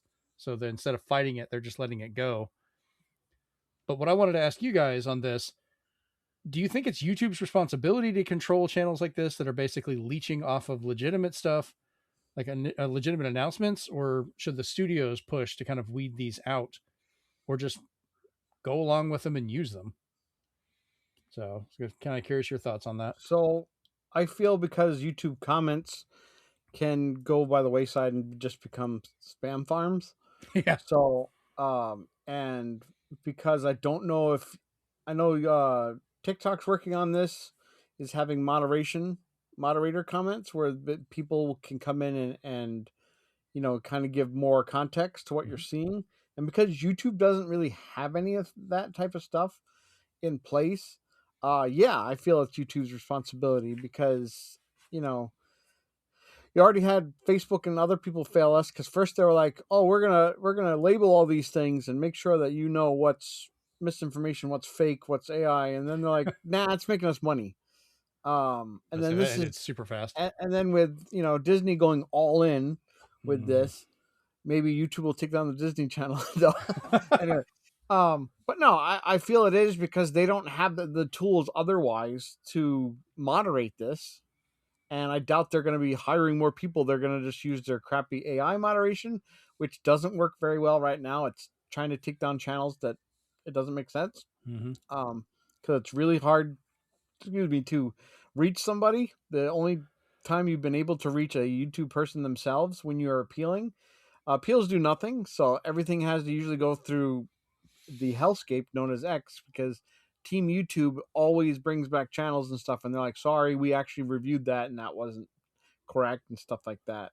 So I feel it's their responsibility, but they better not fight AI with an AI moderation tool because those things can make too many mistakes. For sure. Yeah, because my main thing is just like Avengers Doomsday. There's supposed to be teaser trailers and stuff that are coming out here soon. So of course, the market's already been flooded with so many BS ones that people have made. Then there's channels that keep running with it like these are actually what they are, or the ones I hate. They're like, we heard what it might be, so we just generated a trailer based off what we think it was, and that's what we're going to show you. And it's such a mess for trying to figure out any of this stuff or see what's going on. Like marketing departments in these companies have got to be hating this because they don't have any control over what's being said. They can just make up something and do it. And then you've got people that believe it, and I know some of it, we look at it, it's really stupid, but there are folks that think this stuff is real. And that's terrifying to me. You gotta label it. Yeah. It needs to be a legal requirement, but right now we don't have any requirement on having to have that. Like there needs to be consequences. I think they've already taken away the administration has said we're not going to regulate AI and we're not going to allow states to do it either. So they're trying to get that passed, and that's because money. And I already had a friend state that because of AI, the RAM they bought 2 years ago for $150 is now $500. So they're already seeing the effects. And oh yeah, we got some more stuff for that. Neighborhoods are already seeing a spike in their electricity bill because of the AI data centers and stuff like that and such. So the bubble's getting bigger, and I'm wondering when the pin's coming along. Chris, you had something? Mostly that I think it's also the studio's job, because if the studios watch these AI trailers and some big misinformation or misinterpretation or misrepresentation of their movie gives them bad press, I think that's a good precedent for them to stop these AI farms from happening. But someone has to screw up bad for that to happen, I think. Yeah, and it doesn't help when like Warner Brothers and some of these other ones are just kind of bending the knee to it just for the simple fact that just give us the money and we don't care. As long as we get paid, we don't care what happens. Yeah, but that means they're not going to watch it, and that means a lot more will skip through the cracks. That means an actor might be misrepresented. That means an actor might say something that they never said in real life. Oh, that's there are a lot happened. of ways. Yeah, there are a lot of ways for this to go bad. It just has to be the one inciting incident, as it were, that suddenly makes everything tumble down. And I think that will eventually happen, but we'll see. Yeah. All right, let's jump over to our last little main news story for tonight. This one I was kind of surprised and confused by at first, but toy company Basic Fun has purchased select assets of Arcade 1-Up. So Basic Funds runs brands like My Little Pony, Care Bears, Tonka, Viewmaster, and more, which I was funny to see like Viewmaster was in there, Pound Puppy, stuff like that. The notable one is their smaller line of arcade classics machines that usually sell for about $20 to $50, depending. and feature games like Tetris, Pac-Man, the original Mortal Kombat, stuff like that. They're really cheap little machines you can mess around with. And of course, Arcade 1-Up was the company that made the bigger.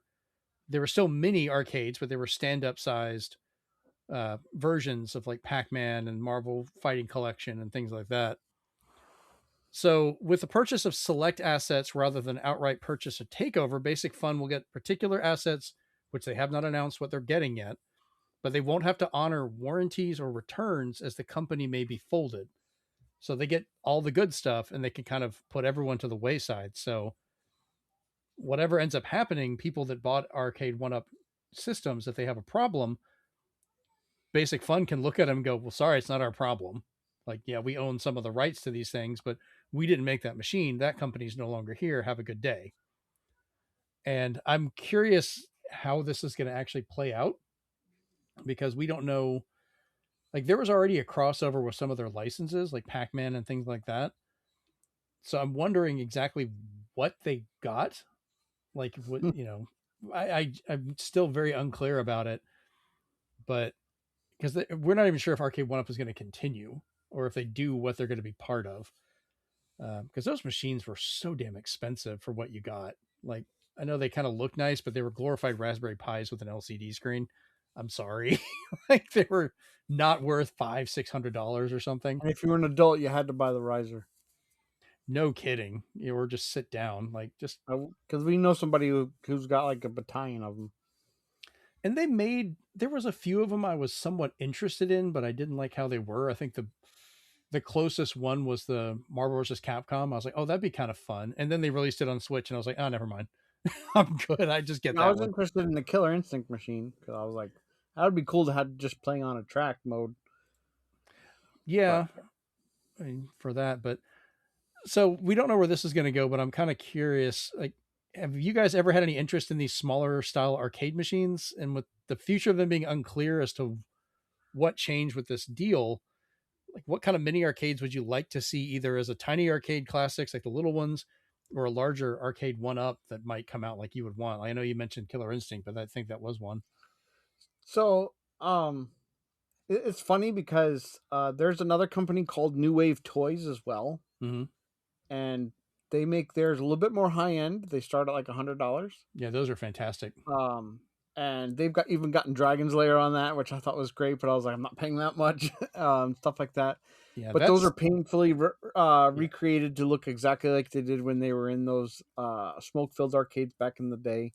I do love that even the tech, if you look into like how they made the tiny trackball work, like, it's amazing how much stuff they built for that. So like those have love to it. The Basic Funs are, like you said, they're probably just a Raspberry Pi. Even on those, it's a smaller version that only holds like 2 or 3 ROMs. Because I've seen the Mortal Kombat one already at Target, as well as some other ones. I saw the Sonic one that had Sonic, Sonic 2 and 3, not the first one.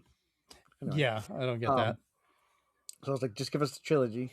I like some of the mini arcade ones, but I only like the ones that are not made by these companies, because like I have the one that was made by Sega that has a bunch of Sega games on it, and love it or leave it, you can modify it to have other games on it.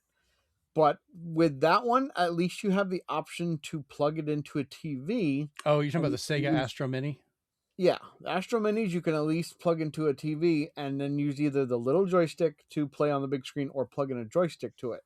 So at least that one has more expandable features, so you're not just breaking all your fingers to control something. I think that one I'd almost qualify as more of one of the classic systems, like the NES Classic or some of those, because that's kind of what it was. Put into them with their save states and everything in there. Yeah, and the Sega one's great. I have the that. Astro Minis, and then even like the Neo Geo Minis, where they put all the Samurai Showdown colors they had, but it had all the fighting games on it. Those were good. I don't like that giant Capcom joystick sign. That just like, we have a bunch of Capcom games on it, and it's just a big Capcom sign. Yeah, and that's supposed to be an arcade stick. It's so weird. If it was cheaper, I really liked that. I think Arcade 1-Up made it, but that Pac-Man one, that was just one giant big joystick that you would put on your floor. Oh yeah, and play. That was kind of cool. That's just ridiculous and funny.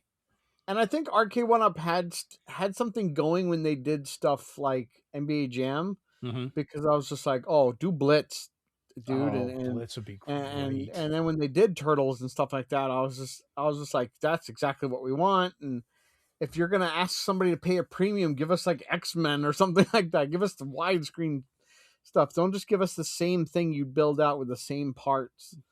I was surprised when they did Golden Tee. The larger ones. If they're gonna go larger, go like Stern Pinball does. Make it authentic. Stern Pinball is like, we're still using pinball parts. We're not doing any shortcuts anywhere. So if you're gonna go, like, go full on. Give me an EEPROM board, whatever you want to call those arcade boards.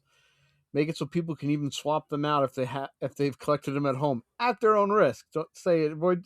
I would say void your warranty if you replace the arcade board. But beside that, because I just saw a video from Guile Winquote, where he said, "Hey, remember the time traveler machine from Sega that had the hologram, and you would put your hand over it, and it would just it was like a Dragon's Lair type game because it was Rick Dyer." And eventually they were like, "What else can we do with this?" And the few stores that had that expensive machine put in a different one that just made it a holographic but still 2D sprite-based fighting game, which I thought was really, really neat, that even playing through emulation doesn't drive the point home. But it's stuff like that. I think we got that time travel game on DVD one day because they didn't know how else to market it.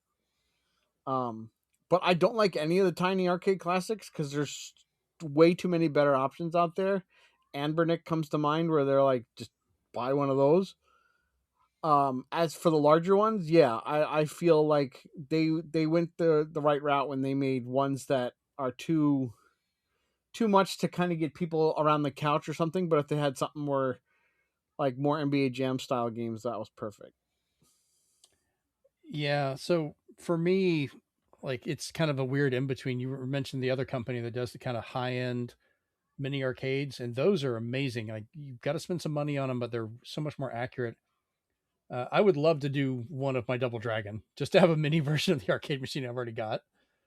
But like the little ones you buy in Walmart are terrible renditions of them, which is that's what part of what's weird to me, that's the company buying out the ones. Like, a lot of them seem to be the NES ROMs of the games too. Yeah, even if it was like Mortal Kombat and didn't have an NES ROM, like, it feels like it. I think that one they give you the Genesis one or something. I think so.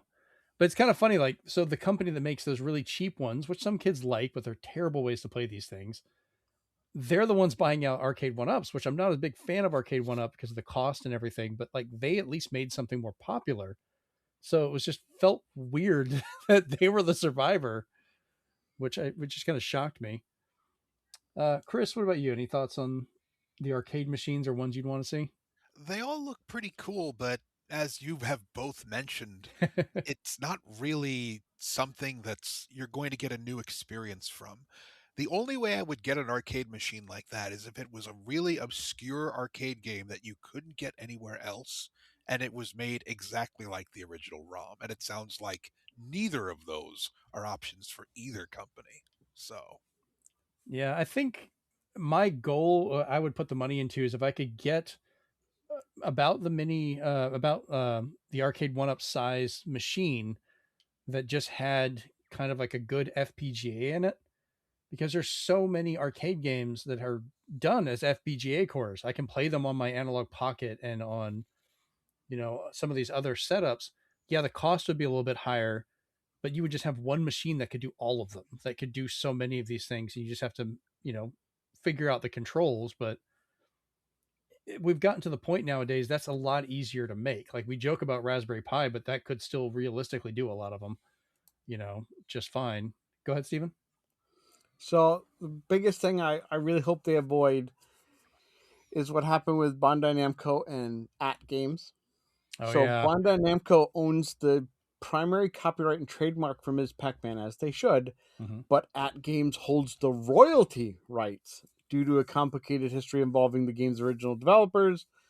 So there's an ongoing legal dispute, so that's why Bandai Namco had to change Ms. Pac-Man to Pac-Mom in later collections of the Pac-Man games. So, and they almost never put Ms. Pac-Man in any of these collections because they don't want to give royalty rights to games. So, like you said, I'm very curious what those select assets are, and obviously, I'm really hoping Capcom protected the royalty rights to theirs, so we don't get any like, hey, we can't make a new Marvel vs. Capcom because of basic fun. So. I want to know what assets they own because I really don't want an at-game situation again where suddenly we have to get a multiverse version of a classic IP. Agreed. All right, so let's jump over to the speed run. So first, a little bit, Warner Brothers has declined the hostile takeover offer from Paramount to purchase their company outright.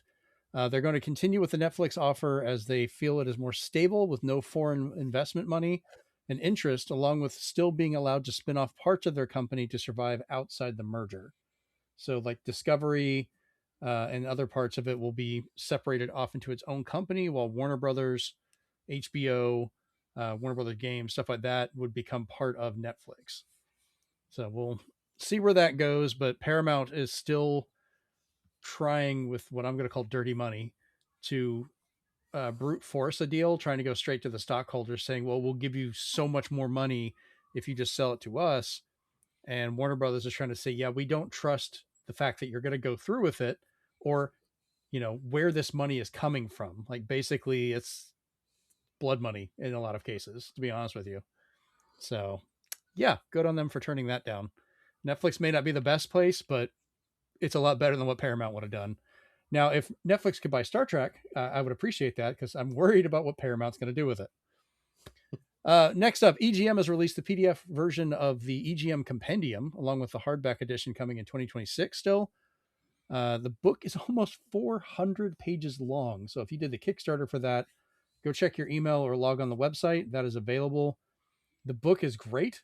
I love the fact that right at the very beginning in the first few pages, they're like, hey, when we first started in the late 80s, we kind of missed the last 150 years of electronics.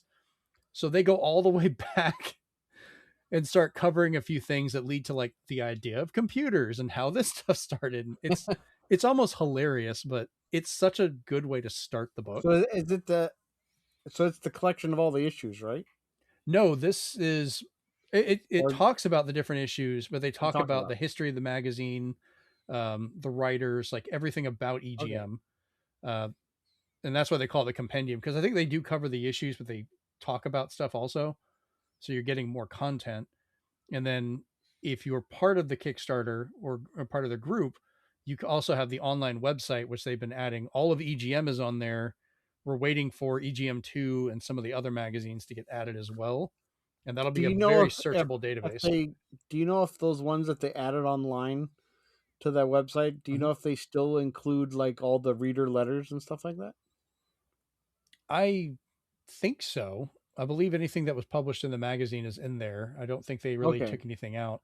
But then I gotta look it up because April 1992, I'm the Psycho Letter of the Month. Remind me of that. I need to see if I have that issue. I have some old EGMs. It's got the ugly Street Fighter 2 box art on it where Blanca's about to hit Chun-Li and stuff like that. Oh God, I think I do have that. But I'm the Psycho Letter of the Month because I said I wanted blood in my Nintendo game, so I said I want gore, and they took it as you want the current vice president. Oh my God, that's funny. That's great. That's like one of my. I was like, yeah, I'm in the annals of time. I think that's one of my first issues of EGM too. That's what's great. Oh, that's gonna be so funny if you're in that. See, we've learned something else new today. Chris, this is what you were hoping for. We've learned new facts. There you go. Oh, I'm gonna have to send you that next year for Christmas to have you sign it and send it back. I want a contest in Game Fans. I'm in one of those magazines as the winner of a contest, and then I'm the Psycho Letter of the Month in EGM. So I was like, good magazines to pick. That is fantastic. Indie game Tiny Bookshop found itself removed from the eShop temporarily for including the very British word arsehole in some text. They didn't even think of anything of it, and apparently some people thought it had a problem. They have edited the title and removed that and reinstated it, but were worried that it would stagnate their sales because they were on the greatest hits like sales list. But on a good note, thankfully, word of mouth and everything else seemed to bring them back up into the list, so they're still doing well. So hopefully it Plus, won't they affect have them too a much. physical version of the game coming out too. Nice. I hope much like the old Mortal Kombat blood code, we have an arsehole code. So you can just type in something and have arsehole show back up. Maybe the physical one will be like, we have the arsehole put back in. The arsehole edition. Because a lot of those are word for word recreations of actual books. They're all there. So they were like, that sucks because that word's actually in the book. And they're like, well, that makes it a teen rating. And they're like, really? It's a real book. Yeah, I don't even consider arsehole a curse word. It's a more of a kid can go to their local library who's not a teenager and probably get that book. Yeah, arsehole is not even a curse word to me. It's more of like comedic value at this point. Someone calls me an arsehole, I'm not mad, I'm laughing. Like, just the next little bit talking about rise in memory costs and other things because of the AI bubble. Valve just announced they are ending support and builds for the LCD model of the Steam Deck. So now the newer OLED model will be the only version available with a possible price increase coming as well. So once the current stock of the original LCD model of the Steam Deck runs out, there will be no more. So will be OLED only until they finally decide to build a new model, which I think they still said is a few years away. And we still don't know the cost. We all got the rare version. Okay. Yeah, well, I got two of them. They sent me two on accident. My oldest is still using that. I've seen him play games on the TV using a Steam Deck. I did not think you could play on that thing. I'm like, I don't know how good he's gotten at tweaking it, but damn, I'm impressed. Like, I didn't even know some of those games would play on that thing. Lastly, NN Games has announced that the R-Type Dimensions 3 will feature a full on-cart release for retail and special editions, but will have to raise the cost by about £10. This is possible as Nintendo has announced a new smaller size cartridge will be releasing finally. But Steven, you had a fun update to this and a mystery. Why don't you go ahead and add that in? Nintendo didn't actually announce anything. That was ININ or NN Games stating that in their press release. And then suddenly a new press release came out and that exact wording was scrubbed. And they were like, Nintendo hasn't announced anything of smaller storage. And we know nothing. Yeah. The plot thickens, guys.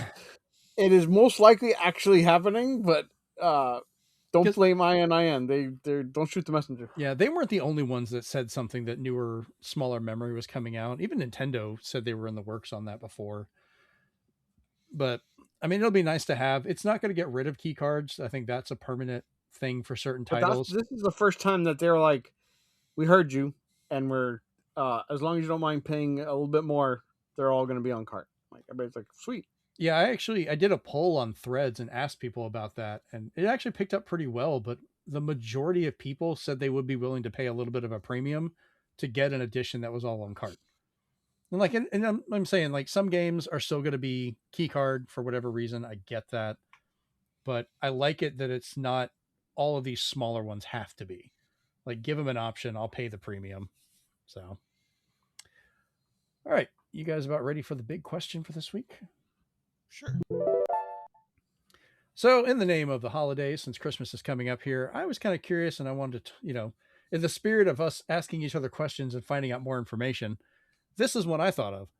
What are some of your favorite video game related Christmas gets and or memories around gaming? Stephen, we'll start with you. One of them is going to be beating a dead horse that we've all heard before. But as Christian loves to hear, there was a Christmas where I did get this horrible subpar dirt of a game called Panic. And long story short, if you've already heard our 200th episode, I got rid of that trash game and luckily got a little game called Snatcher. So that was a great memory to have there. That was a great get, I would say, as well. Another one was supposed to be for Christmas, but came later, where my mother found that she had hid one of the games she was going to get me for Christmas in the closet, her closet. She forget about it. when she was like going through some stuff, it just fell into her lap, and she's just like, "Oh, I was supposed to give you this for Christmas," and it was DuckTales. Awesome. So it was a great thing to find out I got after the fact. No kidding. But then a sad story to DuckTales. As a kid, I thought it would be a really cool idea to make a Mother's Day card out of the box art for DuckTales. So I cut that thing into ribbons and made a Happy Mother's Day card with it. Yeah, did your mom at least I'm like a genius. I think that's actually really sweet. Yeah, so that's actually kind of nice. Except you know what happens with cards after a while? They go away. So that thing's gone. It's trashed long ago. I wish I had it just to be like, look how stupid I was. But I don't even have that. I don't even know where it went. It's a sweet story, at least. Yeah, it's a sweet story, but the sad ending is I don't even know where that card went. And Mom would be so confused, like, what are you talking about? I'm like, I made you a card one year, and she'd be like, I don't know where that is. If I wanted to sit here and talk about the toys or things I have destroyed for whatever ridiculous reason, like, and how much they're worth nowadays, this would be a sad story. Well, it's one of those things. If you go back in time, you just like you would choke your past self, saying, "Don't do that." Yeah. What were you saying, Chris? I was going to say that's the only reason they're collectible now, because nobody kept them. They used them for their original purpose. Oh darn! Oh no, mine weren't the original purpose. I had the original Transformers Ultra Magnus figure, which goes for a lot of money now, and I noticed the arms of it for the trailer looked kind of like phasers on Star Trek. So I was disassembling it to figure out how it worked and made the arms into basically phasers and played with those and never put them back together. And I'm like, oh, that was funny. Boy, I wish I still had that original toy. I could have sold it. And that's my love of taking things apart. I do have a memory as well, because I don't remember what the actual gift was, just the genius behind it. Mm-hmm. And my brother decided, the computer-based brother, the one who showed me Commodore 64, he got me a game, of course, as a kid. But what he did was he put it in a really big box, and I don't know where he got them all, but he filled the box with travel-size shampoo bottles. So it was super heavy, and I had no idea what it was going to be. So it was almost so random. It was like a weird episode of Double Dare where I had to be like, did I get that? And he's like, keep looking. And I had to shovel through all these little travel size shampoos, and on the bottom was an NES game. And I was like, awesome, thank you. And I was like, you had me going, because I was like, what is this big box? That's so weird. Chris, what about you? Well, I don't have much in the way of Christmas memories, but I have an interesting Halloween memory. See, I had an aunt who was very artistic and creative, and for Halloween one time, she actually made me a custom proton pack out of a vacuum hose and a big cereal box, and she basically just added a bunch of weird Rube Goldberg stuff to the back of it. Oh, that's fantastic. Please tell me there's a picture somewhere. Sadly, no. I was very young when it happened, and I don't remember what happened to it. Much like Steve's, homemade box art Mother's Day card, it is lost to the aether. But I remember I was, like kid me was hanging around with a kid that had the official Ghostbuster Proton pack. Oh, and both of us were like, wow, your thing is cool. we hung out. Nice. Yeah, I never really got a chance to get many of those. I did run into a kid that when we lived on Panama City Beach, they had the Proton pack, and that's how I got to know them, because I was like, oh my God, you have the pack. Yeah, you just reminded me, Chris, and you can even ask her next time I'm chatting with her. But my mom swears that she invented the first toy lightsaber for Star Wars. Because when they were making the costumes and my brothers wanted lightsabers, she came up with a way to make it with like I think it was like with gift wrap paper rolls and something else, but she was able to make it light up. Cool. And coincidentally, somebody who worked for Hasbro was on their block and was just like, can I see that? And basically looked it over probably way too closely. And then suddenly toy lightsabers started coming out like years later. And she's like, wait a minute. Damn it. She should have gotten royalties for that. I know. Well, she should have been like Basic Fun and bought some assets. Were they with Was it Hasbro or was it Kenner? Because Kenner did the toys. Hasbro didn't do it until She the says 90s. Hasbro, which, you know, that's why I said years later, but I'm about to say, because yeah, Hasbro didn't have any rights to do that until they ended up buying out Kenner in like the mid 90s. I think she just says Hasbro now because that's what she associates with toys. Okay. Yeah, it's like when my parents would say everything was a Nintendo. To the story that I was just like, you probably have everything correct except the company, because that sounds legitimate. So it's like, that's it's still fair. Yeah. Yeah. That's the only thing that threw me. I was like, wait, what? So for me, for Christmas stories, like I've got a bunch of memories of different video game ones because my birthday, as we all know, is Christmas. So I would get one game a year because like my siblings could get something on their birthday and then something on Christmas. But for me, everything was the same day. So it ended up, actually, I think I got more games today just from you, Steven, than most of my birthdays. So yay. But I remember like it was a good memory, but also kind of a bad one because I would have to pick a game every year. And, you know, some games would be good that I would enjoy for a while. Like I got Wizards and Warriors. I think it was like Wizards and Warriors 2 Iron Sword, which Fabio. Yeah, the Fabio cover. I really liked that game. It was very difficult. I did beat it, but I played that for a long time. It was a fun game. But then I remember the year I asked for, and I did get, and I beat the same day, which was horrifying, Spy versus Spy, because I had no one to play it with. I didn't realize it was 2 players that you could do that. So I had to play it against the computer, and I outsmarted the computer and went through and beat it. And I'm sitting there on Christmas Day, rolled credits on this game going, oh no, I have to wait another year before I get another game. And yeah. So that's how that went for the longest time. But a couple of years ago, Amanda surprised the crap out of me because I was looking for years to get a Rob the Robot. I always wanted to have one, could never find one for a decent price. I had a friend of mine that had like 2 of them, and I'm like, dude, I'll buy one of them from you. And he's like, oh no, I'm going to take it and like metal spray it or something. And I was like, just sell me the damn thing.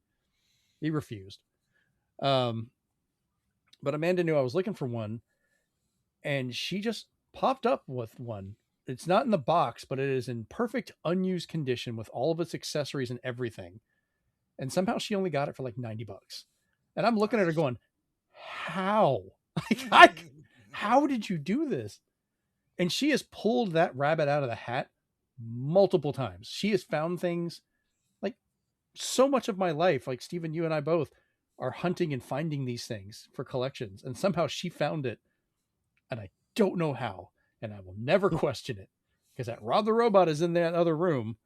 And I love that thing. So yeah, that's some of the happier things I've gotten. I also remember the Christmas that I first got my NES, which I think about it now. This was a little while after my brother was born, my first sibling. And I think my parents were just trying to get me something so I would kind of chill out because my brother was born. So they got me the NES, and there's photos of this where I'm waiting to play my game because my dad and my grandfather took over the NES to play Duck Hunt. So I'm like, I'd like to play Super Mario Brothers, but they're playing Duck Hunt, and I couldn't get to my system. So I was sitting there having to flip through the book. And, you know, back in the day, you didn't have anything to read in the bathroom, so I was reading the manual. My mom like almost kicked the door in and took a photo. I'm like freaking out, like, what the hell's going on? Holding the book in my hand while sitting down trying to use the bathroom. I still have the photo. I will not ever put that out because it's just terrifying. Thankfully, nothing shows. Thank God. But yeah, kind of a funny little Christmas tale there. All right, so let's wrap this episode up. All right, well, this has been a fun episode 201 of the Zenspath Entertainment Network podcast. As we said before, we are taking a break next week, so we will not be having any more episodes for this. So by the time you hear this episode, I hope you have a good holiday, Christmas, if that is what you celebrate. I believe Hanukkah is still going on for those that celebrate it, Kwanzaa, other things. Whatever you celebrate, or if you don't, whatever it is, enjoy it. Have a good New Year's. So we'll be back and see you in 2026. And as always, leave us a like, thumbs up, share the episode, whatever you like.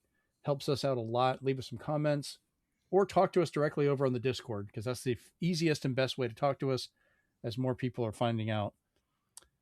Do you guys have any end of the year thoughts you'd like to add before we go? Happy birthday, Jeremy von Zenspath. Oh, yeah, I meant to show that on the box. Yeah, I also like the fact you put Swan's Path as your name on the way out, which is great. But yeah, keep calm and keep playing games that you love. Chris, any parting words for this year for you? Hope the next year is better than the last. No kidding. All right. Well, like I said, Merry Christmas to all of you and have a good one. We're out. Peace. This has been a production of the Zenspath Entertainment Network podcast by the staff at zenspath.com. The show is created and edited by Jeremy Powers. You can find the video edition of the show on our YouTube channel at ZenspathCom. The audio edition is located wherever you find your podcasts. Links to all versions of the show, as well as to our Discord where you can talk with us directly, is located at www.zenspath.com. Please leave us a like, thumbs up, comment, and review where you can to help us grow.